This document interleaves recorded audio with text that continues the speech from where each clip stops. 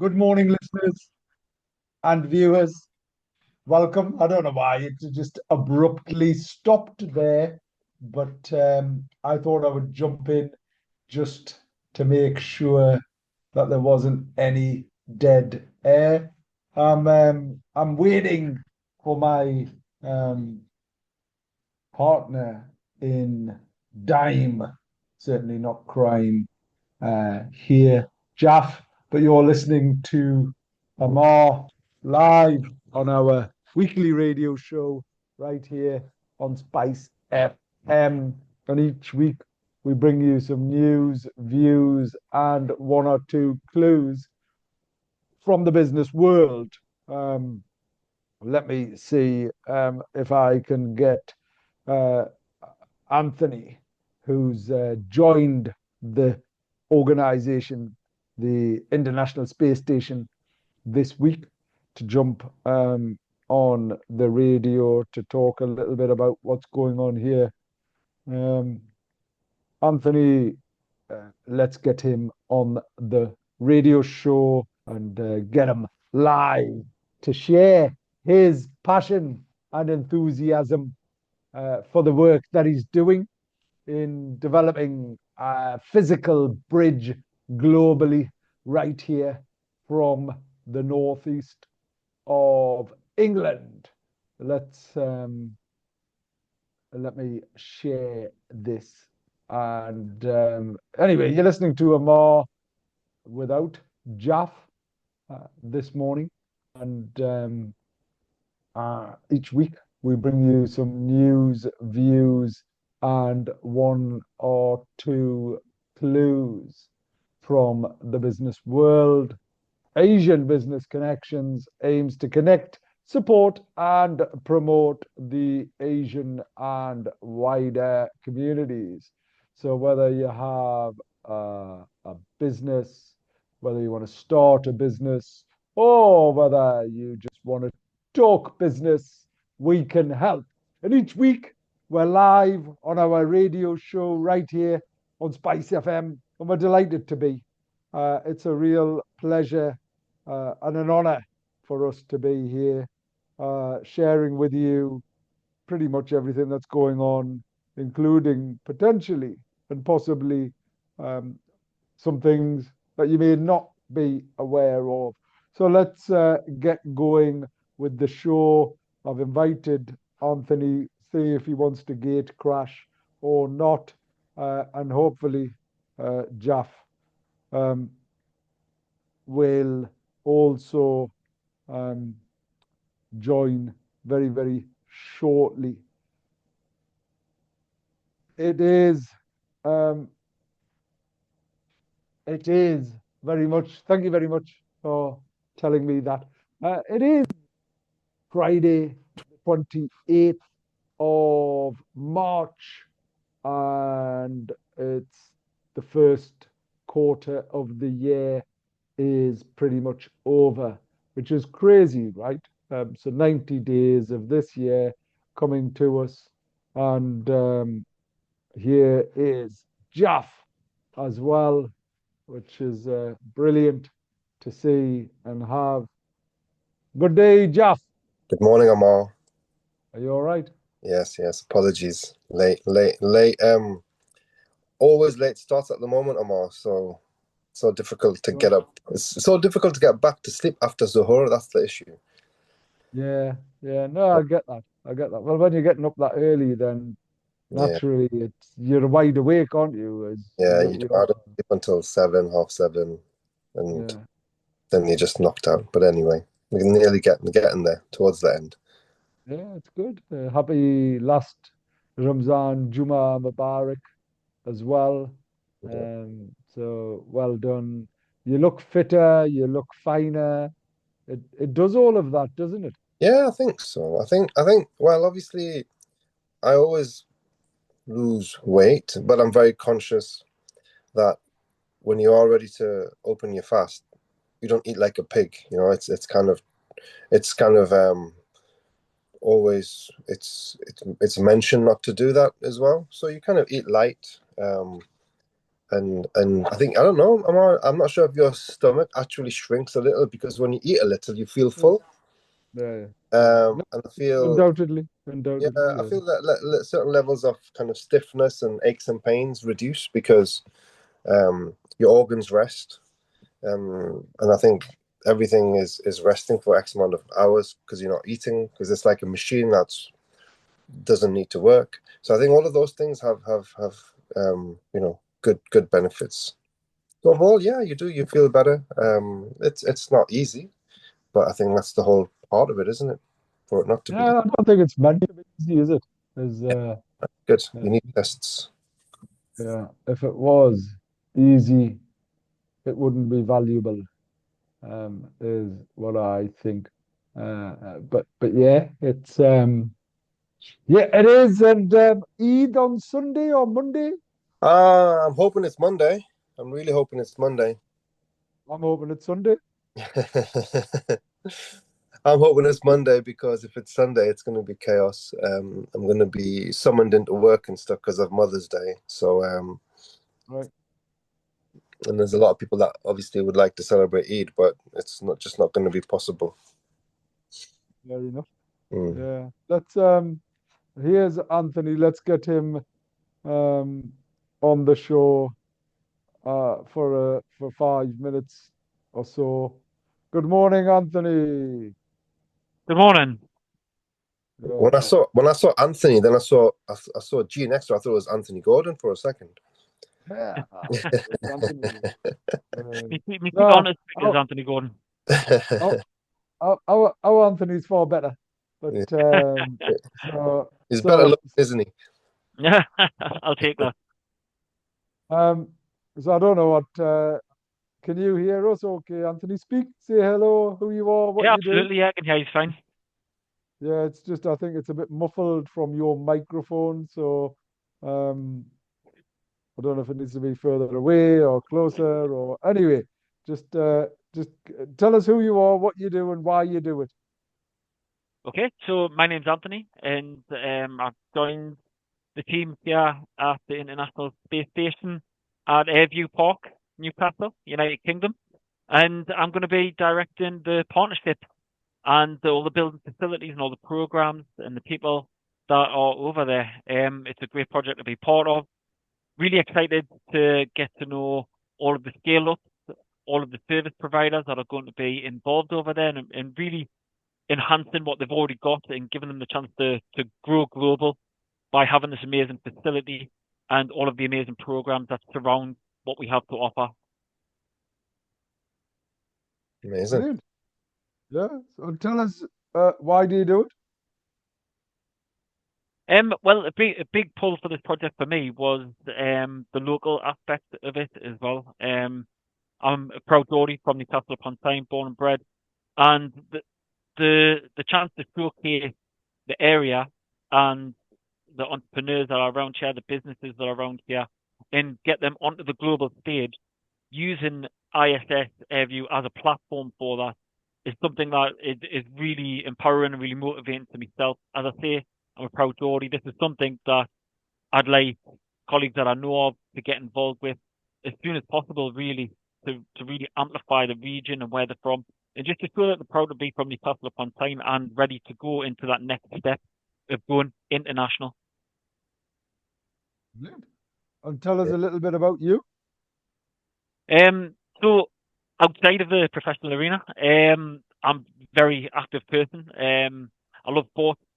I'm a teen runner. I like to do trail runs.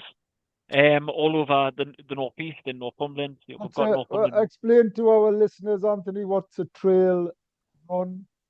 No, it's a trail run a little bit different to what you would expect. Like the Great North Run is a typical road run, whereas trail running is you're running through forests, you're running through streams. You literally there's not so much a pathway or a route.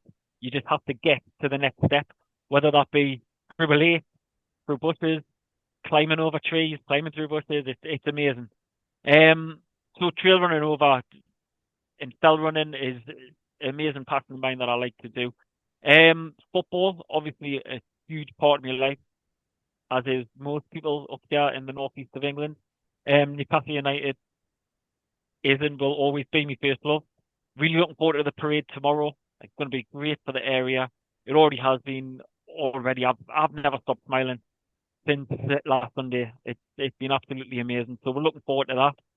And other sports that I'm involved with the Newcastle Eagles, Bald Eagles team.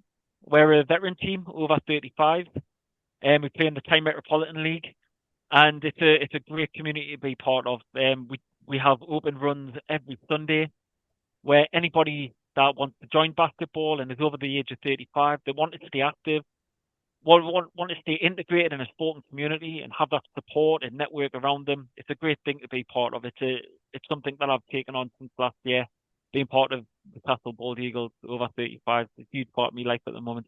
And above all of that, I'm a family man. I've been married for, let's get this right, 13 years now, to my wonderful wife Sarah, and I've got two beautiful children as well. My little girl, she's aged 11, with the attitude of a 21-year-old, and I've got my little boy, Evan, who's 8-year-old. I made this joke yesterday at the Curry Club that despite me working for the International Space Station, I have to keep telling people I'm not an astronaut. Keeps telling all of his mates that I'm an astronaut. His dad's an astronaut. He works at the International Space Station. I really have to manage his expectations there. So yeah, that's a little bit about myself, and we've got some really exciting things coming forward, and can't wait to get as many people as I can involved. Brilliant. I think you are an astronaut, is what you are. And Anthony, tell us a little bit more about. Actually, I've got a slide here, so I'm sharing. Obviously, welcome to Jalf and my radio show. And here's a bit of a slide on International Space Station, which is all around growing global, isn't it? Is what it is. It's a growing global scale up community. Well, I mean, immediately we're hosting the Entrepreneurs Forum a week on Monday. 40 leading business owners coming along, sort of using the facilities. We've got our official launch VIP event on the 1st of May. We've got friends and family Eid event next week, Jeff. So there's only you invited. That's my friend and that's my family. So it's an exciting space, an exciting place. It's obviously taking a lot of effort, is what it is, Anthony. Absolutely, but this effort's going to be worth it. What we've got available over here, that's right on our doorstep, and which is literally going to be a gateway to a global community for entrepreneurs and for scale up, for established businesses down the northeast. It's going to be worth the effort, and there's a lot of work to be done, and we're ready. We're ready to go, and we've got these events coming up. Very excited about them. Excited to meet them and to showcase what we've got. Brilliant. Thank you ever so much for joining us, Anthony. We'll get you back on and you can talk a little bit more about the companies that are going to be there, that are there, and things like that. But ever so grateful and well done, and enjoy the weekend. Jeff, are you going tomorrow? I'll be there at some point, but I have given away my tickets for those that really, really wanted to be a part of go into the more. So I think I'm going to go to St James's Park more, and kind of say pay my respects to the team and show my love from St James's Park and get back into work, I think. And then as I said, there's some members of my staff that really, really wanted to go. So we've sent them along there. Because it is ticketed, isn't it? You have to either show your season ticket or your membership. So they've given everyone tickets to get into the moor. Isn't they? They've given everybody. Well, everyone that's applied to everyone that's shown interest, I think they've all been given tickets. Okay. And I think they'll have a ticketing system for entry And just for public information, you are allowed to take your own food and your drinks, not alcoholic, because it's going to be a long day and people are going to go with families and stuff. I don't think there's any food vendors there, so just make sure those that are going. I don't think there is. So pack your, get a packed lunch and some bottles of water. Don't take any cans and the usual stuff, because they're going to stop you and you're going to lose it. Yeah, okay. So I think Anthony, get to Greg's, buy 50,000 pasties, Yeah. and sell them. Yeah. Some color in the bag, black and white, and we'll sell them there, double the price is what Yeah. we'll do, and we'll put winners. Is what we'll do. But yeah, I must admit I'm sort of slightly torn. Conversation I was having, Jeff, sadly, with my son was, "Come on, we're going." And he's like, "I don't want to go." He's like, fair enough if it was some other team, but it was my team that got beat. I'm like really like sort of bitter about it. I was like, all right, anyway. So anyway, let's see. And if not, then naturally we'll give our tickets away as well. There is a significant event going on or this weekend, which is celebrating 25 years of the cultural society, the dance society, Vina Sony has been leading, and I'd really like to get to that. And then, as you say, I am hoping it is Eid on Sunday, uh, just because it's then a Sunday and it's a great weekend and it combines everything. And it's nice to be able to combine the Mother's Day with Eid and everything else. We had a great curry club. Anthony, give us some feedback on the curry club yesterday. Yes, it was my first time at the Curry Club. Some amazing people, amazing venue, and amazing food as well. I've been many different networking events, different types of networking events over my career. I've even been to a speed networking event, which was crazy, where you had 2 minutes with each different person and moving around. All different types of networking events that I've been to, but the aspect of having a curry club around one is a first for me. I thought it was absolutely brilliant, incorporating that and obviously getting the message across. A big part of the ABC as well, learning more about them. It was amazing, and Brewin Dolphin were great hosts as well. They put on a great Q&A session, where we had two of the members up on the stage on the high stools, asking each other questions and opening up. Most importantly, opening up to the attendees. And I've got to say that the question and answer part was amazing. The amount of empathy shown by the staff at Brewin Dolphin to the people that were asking the questions, which were on sensitive matters like finances and planning and education about financing.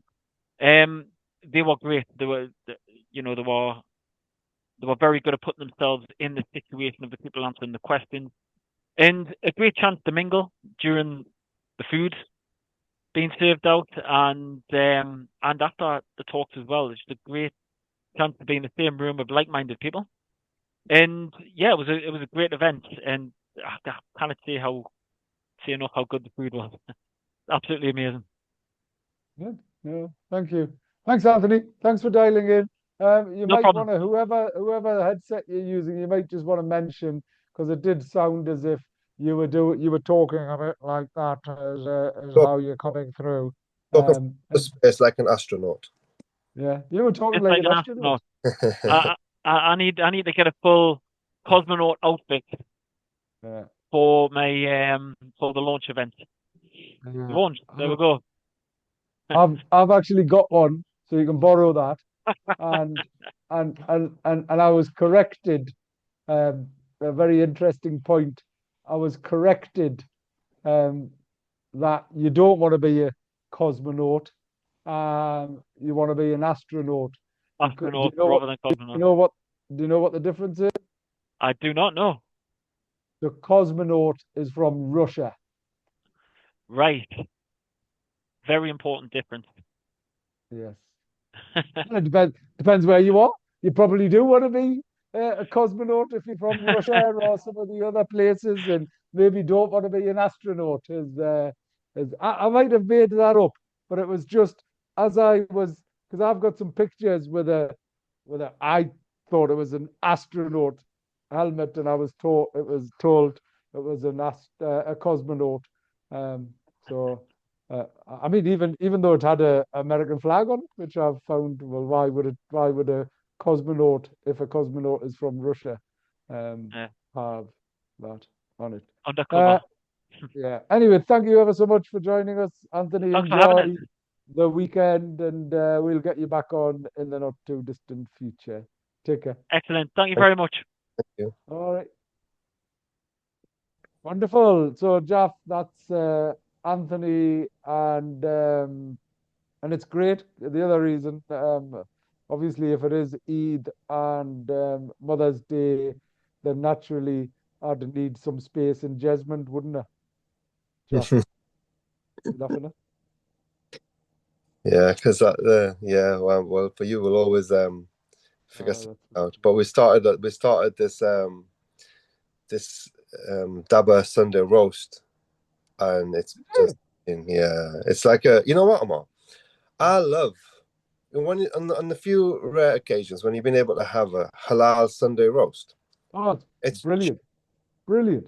like I remember obviously at your wedding all those years ago Yeah. of English food at its best Mm. and halal. It's probably someone said to me, "What's the best British inventions?" And I said, "Fish and chips and Sunday roast." In terms of food, is there anything better than that? There isn't really, is there? Fish and chips and Sunday roast. So we decided to put an Indian twist to it, but have Yorkshire puddings and the things that I felt that were completely essential for a Sunday roast. The veggies, the mash, and we did a saffron mash and A, B, C, and D, and been doing it for a couple of weeks, trialing and focus groups, and launched it last week, and it's absolutely chaos this Sunday. So yeah, we're all getting really, really geared up to kind of deal with that. So, and the issue is managers are like, "Oh, well, hold on, if it's Eid, we're going to be in trouble because a lot of people want to, stay off work." And then I said, "Well, you have to figure it out. So we'll Of course see." you do. Yeah, Of course you do. Yeah, yeah, you do. And just have to deal with it as best as you can, yeah. is what you need to do. So yeah. Anyway, I'm excited. I'm hoping that it even more so is uh, is Eid on Sunday, so that we can try the Dabba roast and add to your manager's pains. Yeah. Is what we'll do. Anyway, what's happening, Jeff? What's happening in the world of business? What's happening in the world of new news? More from all I know with people that I speak to in the world of business, I think the hot topic is the Chancellor and everything that they're not doing to help the economy and help businesses. And I think there's a lot of worried operators that are out there with the incoming increases to NI and everything. I think it's only a week away, and the impact of that on their business. The true impact, no matter how much forecasting you do, you're not going to really know until you've got into that in a couple of weeks and you've seen the impact on your payroll and your balance sheet. I think some of the other things that they've been doing with the disability cuts and ABC and D, I'm just really so baffled by it. I'm so baffled by it because throughout, even from my father's era, we one of those things that they had to look after the more needy in society. We were told, growing up by the parents, that it's a very great British value, and that empathy and that love that they showed that you don't get in other countries. And that's what British society was all about. That care for the those that were underprivileged or whatever you want to say, and to make their life more and more difficult day by day, whether it be the elderly or whether it be those that are, you know, unfortunate in some ways, with disabilities. I think it's just absolutely horrendous, especially by a Labour government who probably started those things going back in time. I don't know who it was, but I'm presuming it would have been Labour who had a big say on those things in an era, and that's just gone full circle the other way. And when you see like chancellors, it's like a clown show to me, Ammar. When you see chancellors like hopping and laughing and joking when you're kind of doing things such as so serious, I just feel it's not a very serious government, and they're just doing things like that, joking and laughing about it, and it's just not statesmanlike from anyone. Yeah, no, and it's interesting because certainly the leisure and hospitality sector is arguably the most impacted, um, by a number of these changes for a number of reasons. Thank you. And they are because there's the business rates relief that's gone from 75% to 40% to leisure and hospitality. So immediately you're paying 35% more rates. Yeah. There was the stamp duty increase from 3 to 5%. So if you're buying any additional property, Yeah. you're paying a higher rate of 2%. Like So ridiculous numbers, and a race for those that are trying to pull their properties through, because the consequences are so huge. I know that my friends who are solicitors, and they're saying that, oh my God, I'm so busy because I've got to put all these deals through because everyone's so desperately wanting to get them through the line before a particular date, before the stamp duty goes up, and it's like chaos at the moment. It's just crazy. But it's like everyone's just rushing, running, doing everything. It's like scary. It is so scary. So your point is a very well made, um, in regards to the in regards to people rushing to do things, but also not knowing the true impact of everything yet. Certainly, insolvency practitioners have already started to see a number of businesses going insolvent. That's a matter of fact, and it is a very scary time, is what it is. It's like, so you've got the changes to business rates, you've got the stamp duty. So if you're a restaurateur or you're a company buying property, there's that increase. Or whether even if you're leasing a property, there's stamp duty. You pay stamp duty on leases. There's full stop. It's like it is what it is. Um, so so there is that. You've then got national minimum wage Yeah. going up. It's so the impact of that, and add to that uh, um, national insurance. Yeah. So it's not just the minimum wage, it's the minimum wage and the extra tax on the threshold changes. Yeah.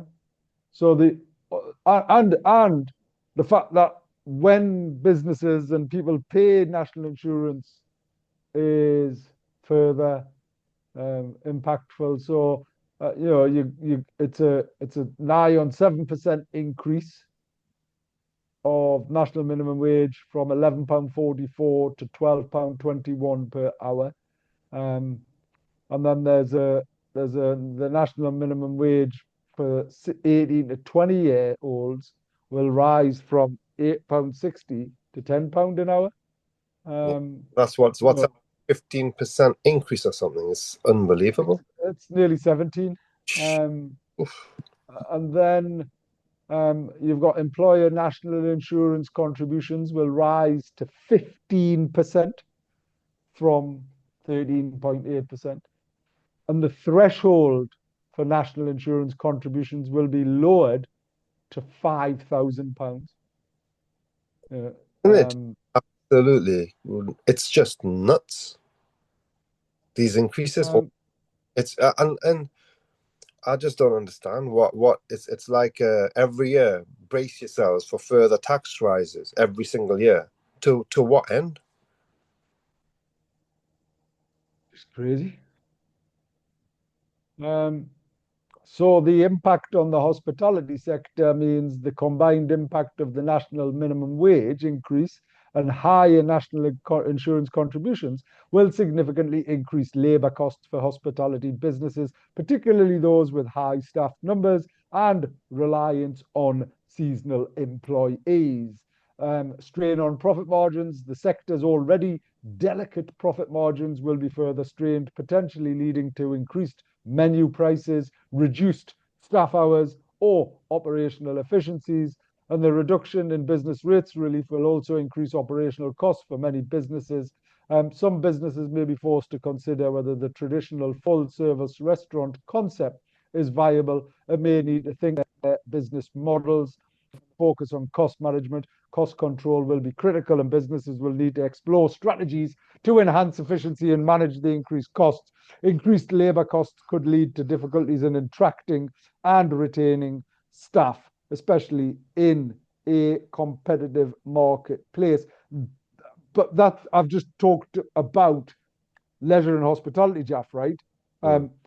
Look at some of the contracts. So the team here do some public sector delivery, right? They deliver some business support activity and the contracts. So one of our contracts has been reduced. I'm not going to say who it is. One of the contracts is stopped altogether and the other contract has been reduced by 50%, right? But the ambition is still to get the same outputs.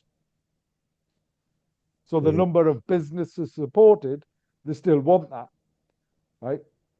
And all of our costs have increased.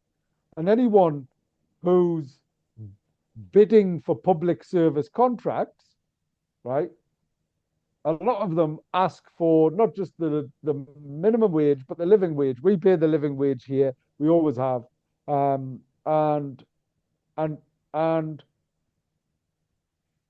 they're paying less. So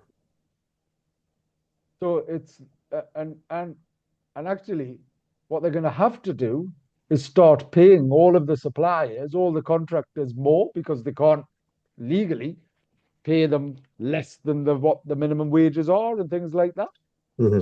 So these costs are only going to then come back and charge the government. So it's gonna kill hundreds, if not thousands, of businesses, right? Because it's not going to be viable, is the point. Well, the other point, Ammar, you have all of these talks about it being the free world, capitalism, the free world, and A, B, C, and D. But if it's a free world, how come all of the businesses are being forced and hit with extra, massive price increases, which is just not in our hands? I mean, it should be up to the businesses whether you feel you want to put pay more to people that you employ. I appreciate if there should be a floor, there should be some kind of guidance that, look, you should endeavor to pay more than this or whatever, but it shouldn't be set in stone as it is. And then who's putting the figures up? 18% pay rise. I mean, when the governments are being taken to have disputes with doctors or underground public sector people, Dave, the fight over 0.5 increase and a 1% increase, and we've settled finally after 6 weeks of battles with a particular TUC or whoever it may be. We've settled at a 0.35% increase. I've never heard them settle at an 18% pay rise increase in anywhere ever. So for you to then put, a rate up by 18%, it's just, where have they even got those numbers from? Imposition on all of this is just incredible. And then for the last 4 or 5 weeks, they've been hosting events everywhere they can about growth. Yeah. So, hello business, we're going to chop your legs off, but we actually want you to grow. Yeah, Right? absolutely. There is no growth. I mean, it's all, I don't know where they're getting these figures from. Like Keir Starmer's coming out, oh, we've done this, we've increased this, and we've done this. And I'm thinking, I don't know where you're getting your figures from, mate, because it's not the reality on the ground for sure. It's absolutely not. Anyway, let's here's some let me just, because talking about growth, let's just do this anyway. Let's share the presentation here and talk a little bit about some of those figures, because actually I'm a very optimistic person, Jaff, as you know, and it disappoints me a little bit to see and hear some of the challenges and issues that exist, um, uh, particularly because actually there is some good stuff going on. We've built our international trade station, space station, and we haven't had any help, right? Yet there's so many entities and organizations. I'm not, and I don't say this because, oh, look, give me a handout. We're doing what we're doing because it's the right thing. We're committed to the project, and rather than people and businesses moving abroad, because I still love this country regardless of everything else that's going on. Um, Rather than people moving abroad or the businesses, selling their businesses and moving abroad, well, why don't we just help them grow their business abroad, right?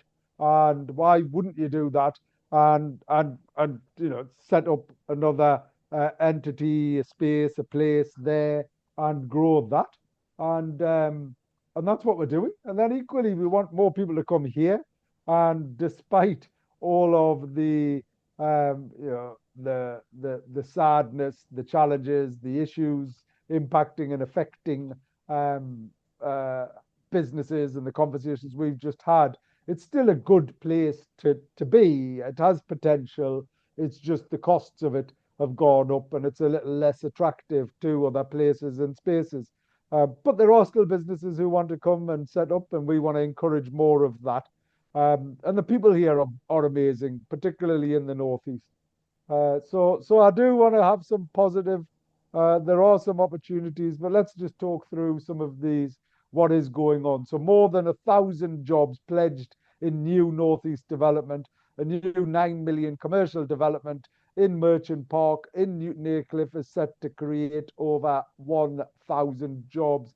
The first phase, supported by the Northeast Commercial Property Investment Fund, will deliver a 52,500 square foot unit, with future phases adding larger warehouse spaces. Located near Hitachi Rail Europe, the project aims to boost local economic growth.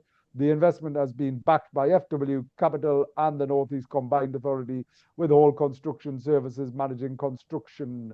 So there are people who are investing and looking at that.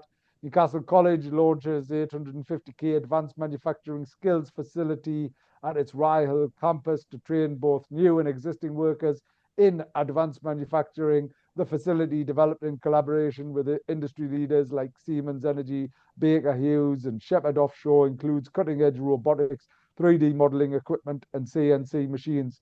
About 500 students per year are expected to use the facility. And then some spring statements. So 2025, what businesses need to know from the spring statement, key points for businesses, as Chancellor Rachel Reeves has announced a £14 billion package of spending cuts and investments aimed at restoring fiscal stability and boosting UK productivity. Key takeaways include the fiscal outlook. The deficit is projected to fall from 36.1 billion to 9.9 billion surplus within 5 years. I'd like to see that, but anyway, I'm not being a cynic. Welfare reform, as you've mentioned already, people who are less able will have health elements will be halved for new claimants. Tax fraud. So you're going to see. Uh, Here's part of the other challenge, Jaff, is not only are you going to see businesses struggle, but the messages that have been released by HMRC and what they're doing is they are going to stop any particular leeway. If you owe them any money, you're going to have to pay them there and then, or they're going to shut you down. So, this is potentially the government, sort of going, you're struggling a little bit because of the changes in the policies that have been brought about. And not only is that the case, but rather than giving you a little bit of flexibility, let's see how you get on, let's support you, let's have some pay-to-pay plans and whatever else. Actually, we want paid not today, we want it yesterday. Mm-hmm. Well, I think it's not going to fare very well. I mean, let's see where we are in 6 to 9 months' time, because it's all looking very kind of bleak, and that's kind of. I've never been when I've spoke to colleagues, peers in the industry, and when you're in business, you're always around lots of other people in your particular trade. And everybody you speak to, this has probably been the most impactful budgetary changes that I can recall in terms of the reaction from people on the ground. It feels incredibly short-sighted, right? Because it wasn't national minimum wage increase. It wasn't national insurance contribution increase. It wasn't just, and the bit that I'm missing was just a reduction in the threshold. It wasn't just a reduction in rates relief. It wasn't just a change in stamp duty land tax. It wasn't just a change in people getting kicked off benefits. It wasn't just a change in stamp duty land tax. It wasn't just a cut in various different allowances. It wasn't just a change in employment law. It wasn't just a change in, and I can go on and on and on, Jeff. Right? It was, let's chop your legs off. Let's take your eyes out. Let's right. Let's chop your arms off, and go and throw you in the sea. Yeah.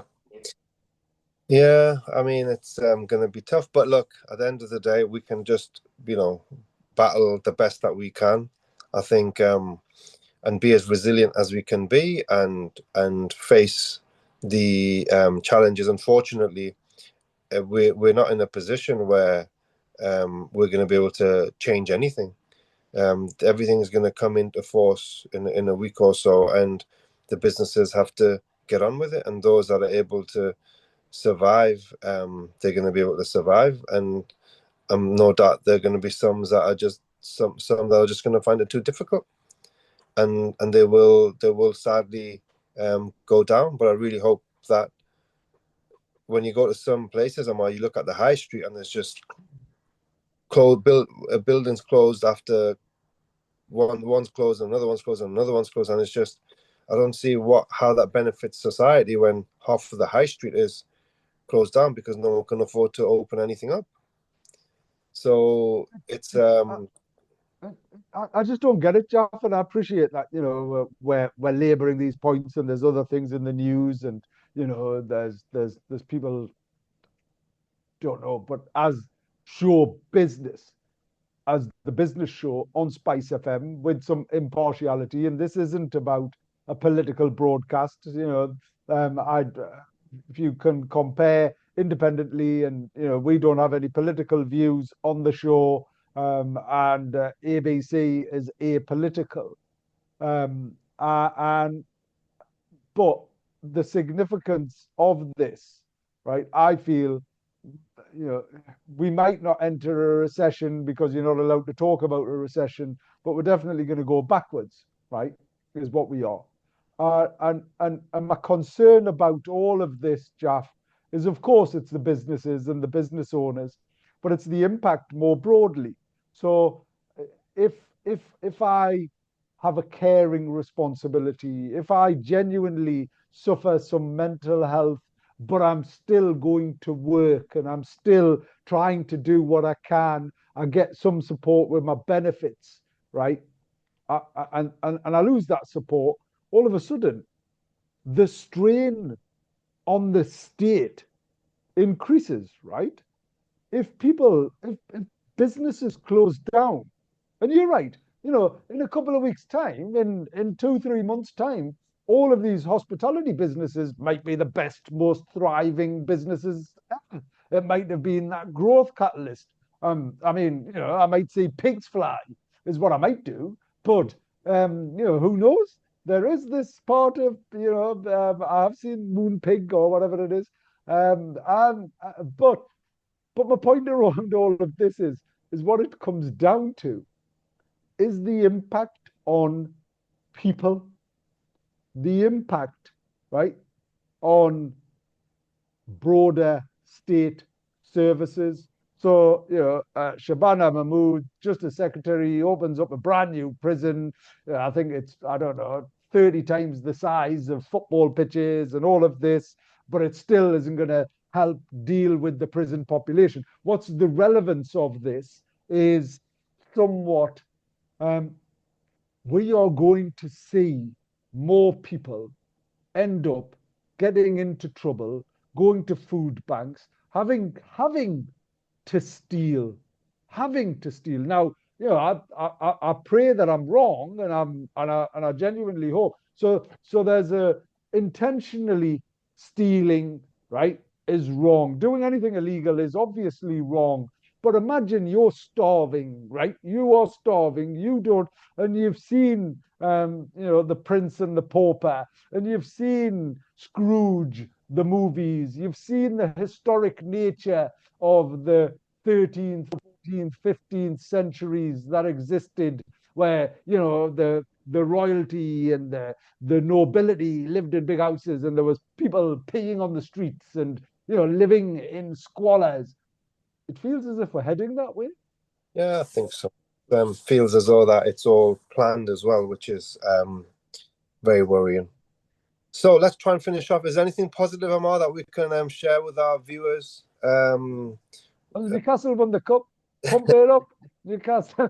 I think that's that's just the only positive thing that's actually been, and it just highlights, Ammar, the importance of the importance of Newcastle United to our well-being.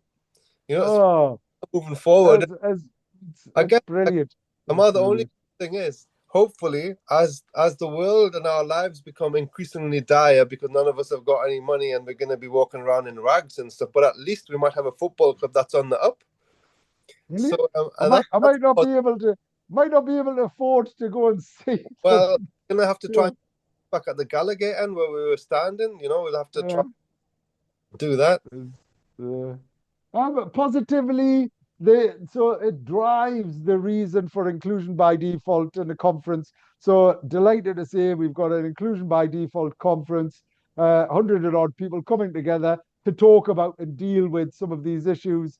It is at Kingston Park where we held it previously on the 15th of May. Is back bringing together business leaders, policymakers, change makers to shape the future of inclusion, diversity, and equitable business growth. We are also going to be talking about business model innovation, health, wealth, happiness. It's all of those things. 50,000 people have responded to the survey, surpassing our original goal of 20,000, and we're moving towards our ambition of 100,000 engaged by the end of this year. So that's happening.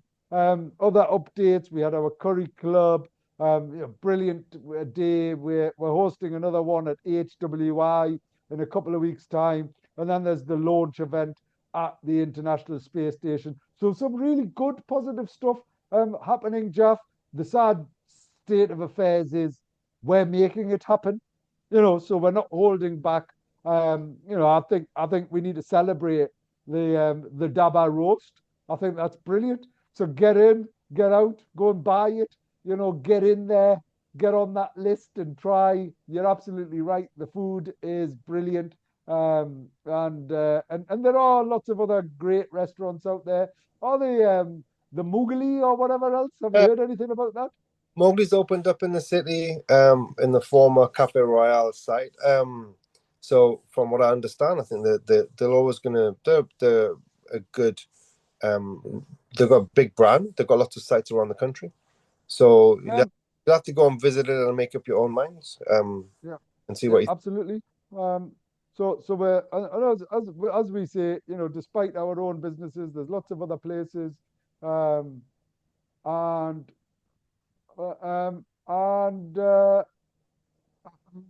there's an Eid event. Camchair has organised a brilliant Eid event next week. We'll be at it on Thursday. Mehfil, Qawwali, and folk with Faizan Ali Khan and live band at the Fed. Jaff, I've got you and I a ticket so we can go and celebrate that. Looking forward to that. Excellent. And really keen for everyone to come along and enjoy this particular special event. It's a family-friendly, alcohol-free Eid event at the Fed with some brilliant people, and the Indian Cultural Society event will be there tomorrow as well, supporting that. And there's a whole host of other things. It's a Eid Mubarak from me, and it's a what? Yep. Eid Mubarak. Eid Mubarak. Eid Mubarak. To everyone who's celebrating it in a couple of days' time. I'm hopeful and wishful it happens on the same day. Let's see. If not, then we'll be celebrating it over a couple of days. It's what it is.